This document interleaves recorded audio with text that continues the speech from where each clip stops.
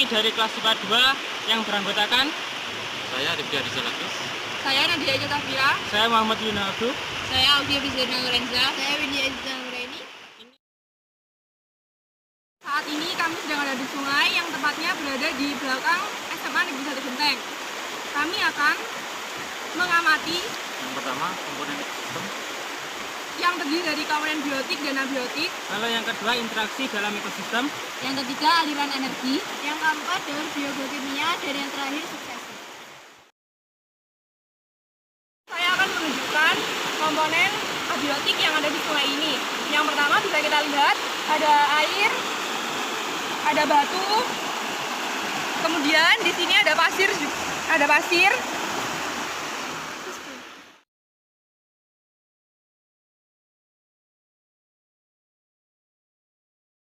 Jelaskan komponen biotik yang ada di sungai ini.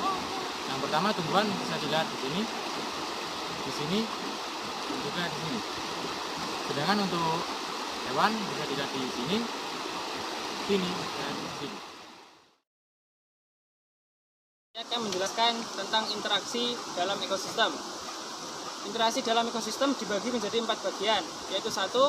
Interaksi dalam organisme, interaksi antar populasi, interaksi antar komunitas, dan interaksi antar komponen biotik dan abiotik.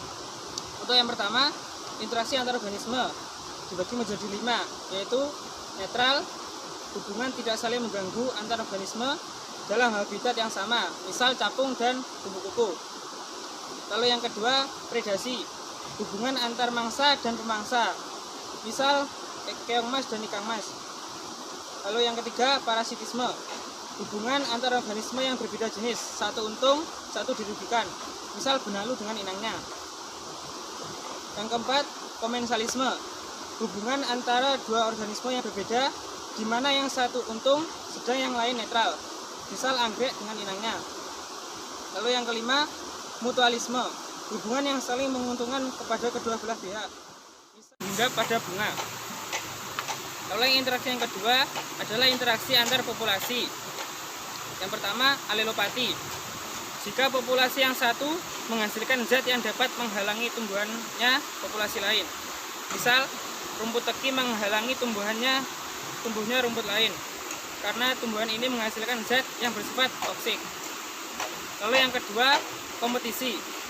Jika antar populasi terdapat kepentingan yang sama, sehingga terjadi persaingan untuk mendapatkan apa yang ditebang dan wader untuk mendapatkan fitoplankton. Lalu yang ketiga, interaksi antar komunitas. Komunitas adalah kumpulan populasi yang berada di suatu daerah yang sama dan saling berinteraksi. Contoh, komunitas sawah dan sungai. Komunitas sawah disusun oleh bermacam-macam organisme. Untuk komunitas sungai terdiri dari ikan, alga, zooplankton, fitoplankton, dan pengurai. Lalu yang keempat, interaksi antara komponen biotik dengan abiotik. Interaksi antara komponen biotik dan abiotik menyebabkan terjadinya aliran energi dalam sistem itu. Selain aliran energi, terdapat juga struktur atau tingkat trofik, keanekaragaman biotik, dan siklus materi. Dengan adanya interaksi tersebut, suatu ekosistem dapat mempertahankan keseimbangannya. Saya akan menjelaskan tentang aliran energi yang ada di sungai. Aliran energi yang ada di sungai yaitu cahaya matahari, fitoplankton, keong emas, ikan emas, lalu manusia. Saya akan menjelaskan satu persatu. Cahaya matahari dibutuhkan oleh fitoplankton untuk berfotosintesis, yang kemudian dimakan oleh keong emas, lalu dimakan oleh ikan mas tersebut dimakan oleh manusia. Di sini saya akan menjelaskan tentang daur biokimia. Sebelumnya saya akan menjelaskan apa itu yang dimaksud daur biokimia. Daur biokimia adalah pertukaran atau perubahan yang terus-menerus antara komponen biosfer yang hidup dengan tak hidup. Nah, saya di sini akan menjelaskan tentang daur hidup air. Daur hidup air itu terjadi oleh tahapan yaitu air dari permukaan bumi akan menguap atau evaporasi. Di udara, air tersebut akan menjadi awan yang mengalami kondensasi.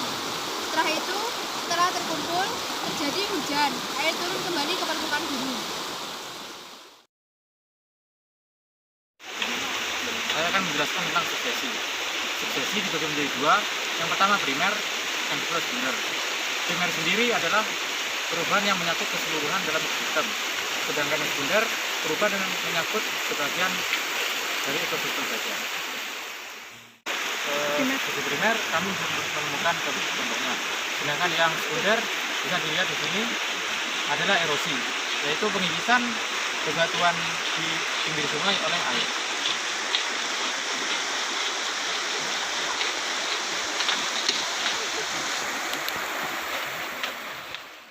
Dari pengamatan kelompok kami, apabila ada kurang lebihnya mohon maaf. Akhir kalam.